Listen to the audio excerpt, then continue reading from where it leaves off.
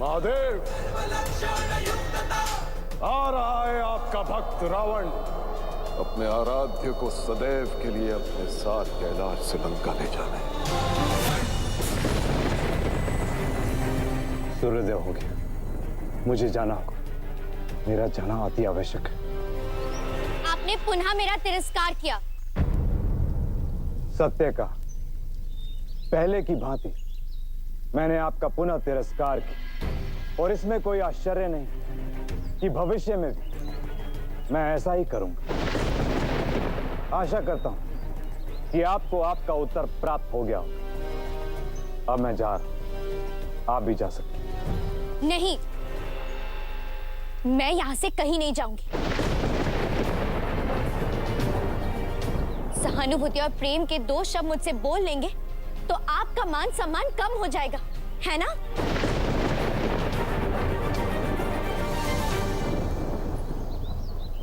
आपके साथ क्या हुआ था ये मैं नहीं जानती शनि, परंतु आप कष्ट में हो ये मुझे भान था।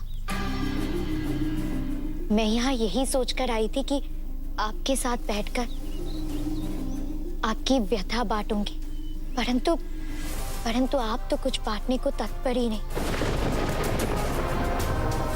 एक बात सदैव स्मरण रखना शनि, इस संसार में केवल आप ही नहीं जिसने इतना कष्ट भोगा।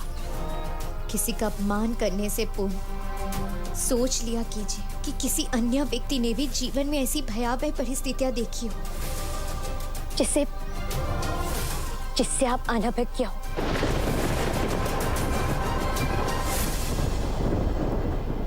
आपकी बातों का मेरे पास कोई उत्तर नहीं, बस केवल इतना कहूंगा कि आपके साथ जो कुछ भी हो उसमें आपका कोई दोष नहीं।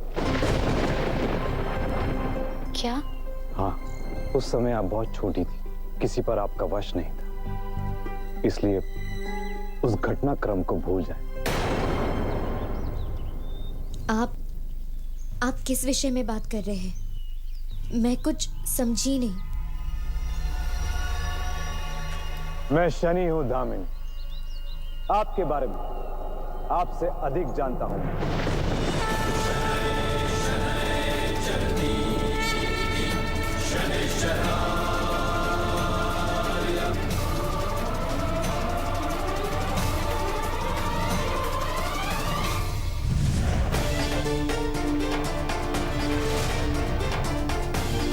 ओम नमः शिवाय।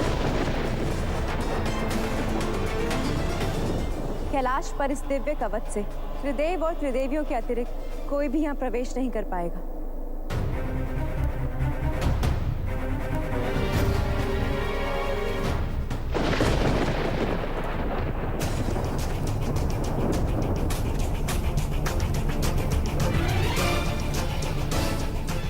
चुनौती देता हूं मैं तुम्हें कि मैं अपने महादेव को कैलाश से लेकर आऊंगा और तुम कुछ नहीं कर पाओगे।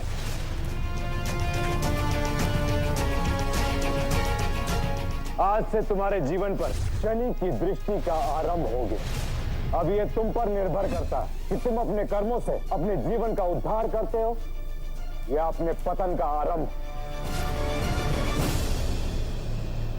अब मैं तुम्हें दिखाऊंगा शनि कि तुम्हारी दृष्टि प्रबल है या मेरी भक्ति।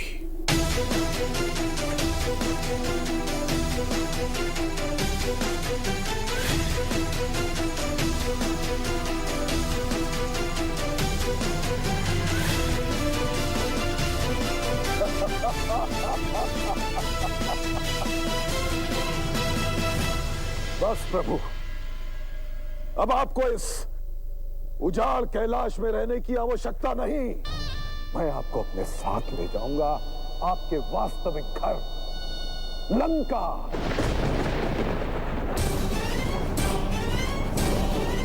नहीं रोक सकती महादेव।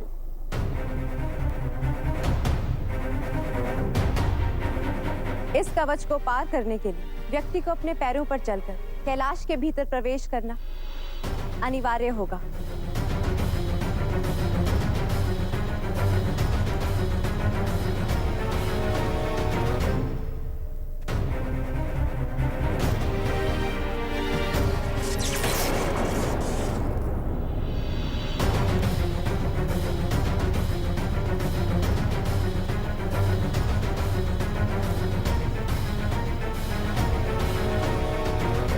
अरे शनि, देखा इस दिव्य कवच को? माता ने अपनी सूझबूझ से इसकी रचना की है। किंतु तुम बाहर क्यों खड़े हो? तुम कैलाश में प्रवेश कर सकते हो।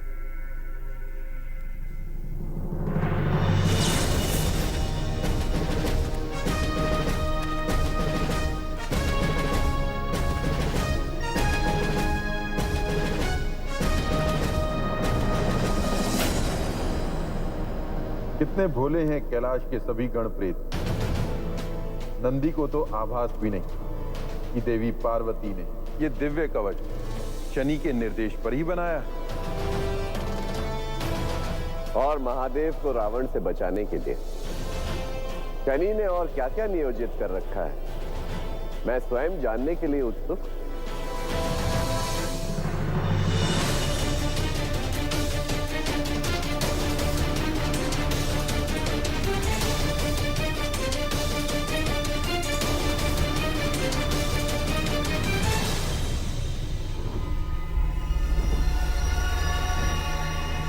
नंदी, देवी पार्वती ने शिव अर्चना के लिए मुझे लकड़ियां लाने के लिए कहा था। क्या तुम मेरी सहायता करोगे? वैसे ही कैलाश में तक कार्य है। यदि माता ने तुमसे कोई कार्य कहा है तो तुम ही करो।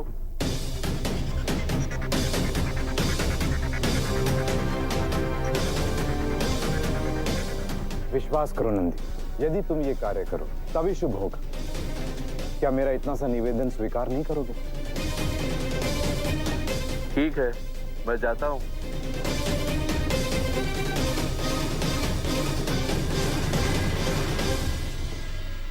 नारायण, हम इतने वर्षों पश्चात शनि को पुनः उसी रूप में देख रहे हैं। हाँ ब्रह्मदेव, और शनि की योजना से अनुमान लगाया जा सकता है कि नंदी और रावण का संवाद रावण के कर्म को अवश्य ही प्रभावित करेगा। कर्म फलदाता की उपाधि ना होते हुए भी व्यक्ति को अपनी दृष्टि से सही मार्ग पर लाना शनि की प्रवृत्ति है। कर्म का रंगमंच तैयार है ब्रह्मदेव, शनि को स्वयं अपनी भूमिका लेनी होगी। बस अब प्रतीक्षा है कि संसार के पास उनका शनि पुनः लौट आए। आपके साथ जो कुछ भी हो उसमें आपका कोई दोष नहीं। उस समय आप बहुत छोटी थी, किसी पर आपका वश नहीं। अपनी माता की मृत्यु के विषय में देवी छाया के अतिरिक्त ये बात मैंने किसी को नहीं बताई और वो शनि को बताएंगी नहीं। फिर शनि को मेरे जीवन के विषय में इतना कुछ कैसे ज्ञात है? क्योंकि वो शनि है। देवी, यदि आपकी अनुमति हो तो क्या मैं भीतर आ सकता हूँ? जी। देवी, शनि से पहली भेंट के पश्चात सब ऐसे ही चकित हो जाते हैं। शनि पहले ही भेंट में शनि अत्यंत सहजता से किसी भी व्यक्ति के जीवन के विषय में भाप लेता है। मेरे साथ भी यही हुआ था। जब मैं शनि से पहली बार मिला तब शनि ने मुझे ही नहीं, उस विशाल दानव को भी अपने पराक्रम से चकित कर दिया था। दानव? दम्मनाद नाम के उस दानव से शनि ने मेरे प्राणों की रक्षा की। बालक होकर भी शनि ये सब करने में सक्षम था। और नहीं तो क्या। जो त्रिदेव की शक्ति, सूर्यदेव का तेज, माता छाया की चेतना से जन्मा है, उस कर्म और धर्म का अनुसरण करने वाले शनि की शक्ति कल्पना से परे है। शनि सबको मार्ग पर ले आता है। मार्ग पर आ जाओ, अन्यथा मुझे तुम्हें मार्ग पर लाना होगा। और जो व्यक्ति मार्ग पर नहीं आना चाहता उन्हें दंड भी देता है। उस क्षण मुझे एक बात स्पष्ट हो गई, नियति ने मुझे शनि से यूं ही नहीं मिलवाया। जिस व्यक्ति ने बिना परिचय मेरे जीवन की रक्षा की, वो व्यक्ति अवश्य ही कोई विशेष व्यक्ति होगा। उस दिन मैंने निश्चय किया, चाहे जो परिस्थिति हो, मैं शनि का साथ कदापि नहीं छोड़ूंगा। मेरे मित्र शनि के उस दिव्य स्पर्श को मैं कदापि नहीं भूल सकता। उसने मुझे बड़ा पक्षी बना दिया था। उस क्षण के पश्चात मैं ही शनि का वाहन हूं। मेरे कहने का तात्पर्य है कि मैं ही शनि का वाहन हुआ करता था। वाहन हुआ करता था? इसका क्या तात्पर्य है काकुल? क्या अब तुम शनि के वाहन नहीं? नहीं देवी, जिस दिन से शनि ने सूर्यलोक त्यागा, उस दिन से मैंने भी उड़ने की क्षमता खो दी, किंतु आशा नहीं त्यागी। और जब मेरा मित्र लौट आया है, अब शीघ्र ही मुझे उड़ते हुए देखेंगी। हाँ हाँ काकुल, क्यों नहीं। अपितु मैं तो कहती हूँ कि तुम अब भी उड़ने में पूर्णतः सक्षम हो। एक बार प्रयास करके तो देखो। नहीं देवी, जो समय से पहले और मर्यादा से अधिक उड़ने का प्रयास करते हैं ना, वो शीघ्र ही मुख के बल नीचे गिर जाते हैं।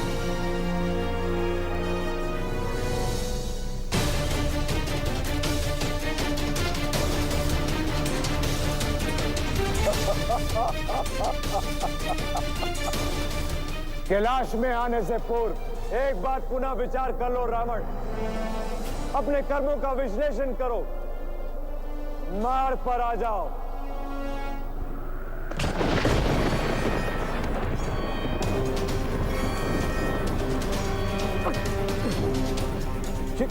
ये पुष्पक विवाह को क्या हो रहा है? ऐसा तो पहले कभी नहीं हुआ। रावण नहीं जानता कि देवी पार्वती द्वारा उत्पन्न इस दिव्य कवच में पुष्पक विमान प्रवेश नहीं कर सकता। रावण को उसमें प्रवेश करने के लिए कैलाश में अपने पैरों पर जाना होगा, जहां कोई और उसकी प्रतीक्षा कर रहा है।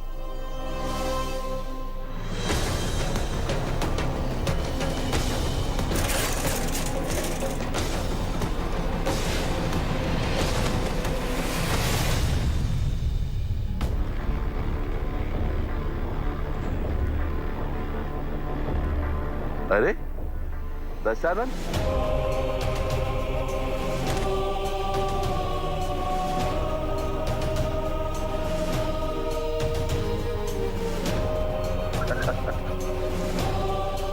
लंकापति रावण ये दशा में धूल में लेटकर ये कौन सा नया स्नान कर रहे हो दशानन?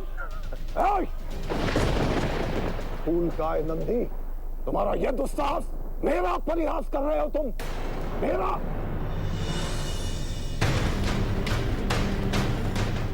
शनि, रावण को पुष्पक विमान द्वारा कैलाश में प्रवेश करने से तो हमने रोक लिया है, किंतु वो अभी रुका नहीं है। शीघ्र हमने कुछ नहीं किया तो रावण कुछ ही समय में महादेव के निकट पहुंच जाएगा।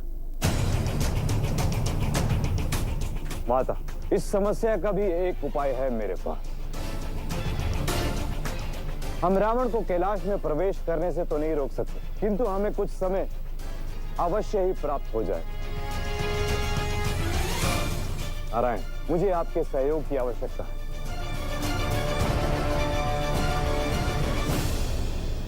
किंतु अब भी मेरे मन में एक प्रश्न है शनि।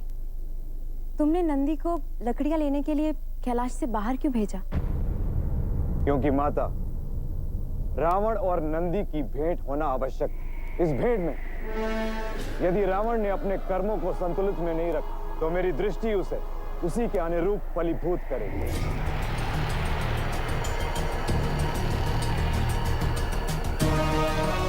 इस प्रकार वानरों की तरह हंसना बंद करो मूर्ख। रहोगे तो पशु ही ना, तुच्छ पशु। क्षमा करे लंकापति रावण, चलिए चलिए उठिए। दूर दूर, बिल्कुल दूर। तुम एक तुच्छ पशु हो। तुम्हारी छाया भी मुझ पर पड़ जाए तो मैं अपवित्र हो जाऊंगा। और हट जाओ मेरे मार्ग से। मुझे महादेव के दर्शन के लिए जाना है। क्या हुआ? तुम्हारी हंसी पर विराम लग गया? सत्य को सुन नहीं पाए कि तुम एक पशु से बढ़कर और कुछ भी नहीं? सावधान रावण, अन्यथा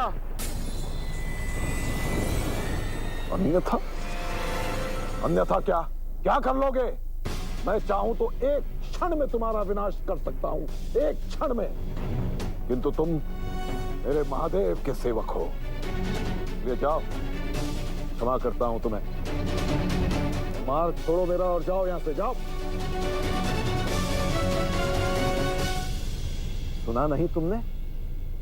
चले जाओ यहां से, उद्दंड पशु। हाँ, हूं मैं पशु, किंतु अपने अस्तित्व पर मैं लज्जित नहीं।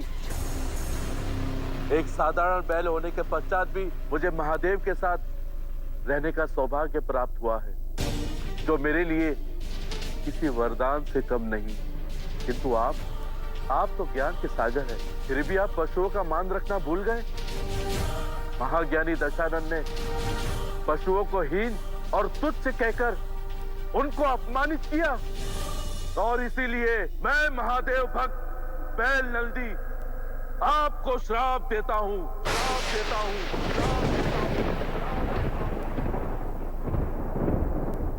कि भविष्य में एक पशु, एक वानर ही आपके अंत का कारण बनेगा।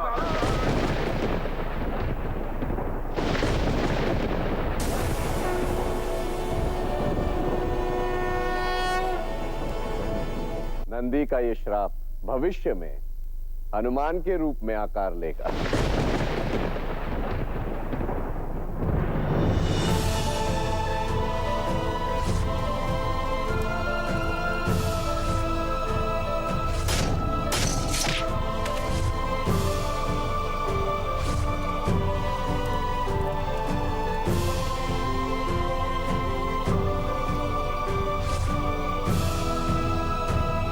शनि, तुम्हारी दृष्टि ने रावण पर अपना प्रभाव आरंभ कर दिया है। रावण ने अहंकार नहीं त्यागा। अब रावण का कर्म उसी के अनुरूप कर्म फल प्रदान करेगा। हाँ नारायण, हो गया? दे दिया श्राप। देखता हूं मैं भी कौन आता है मेरे ऐश्वर्य को भस्म करने। रावण कैलाश की ओर आ रहा है, क्या आप तैयार हैं? हाँ शनि, योजना अनुसार मैं महादेव के स्थान को मेघों से ऊपर उठा दूंगा, जिससे कैलाश भारहीन हो जाएगा। किंतु क्या तुम आश्वस्त हो कि रावण ऐसा ही करेगा? जो अपने अहंकार का दास हो, उसे ऐसा करने से कौन रोक सकता है भला?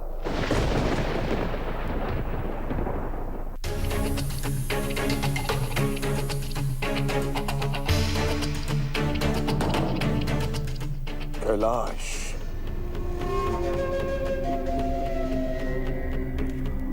बस प्रभु, अब मैं शीघ्र ही आपको अपने साथ लंका ले जाऊंगा।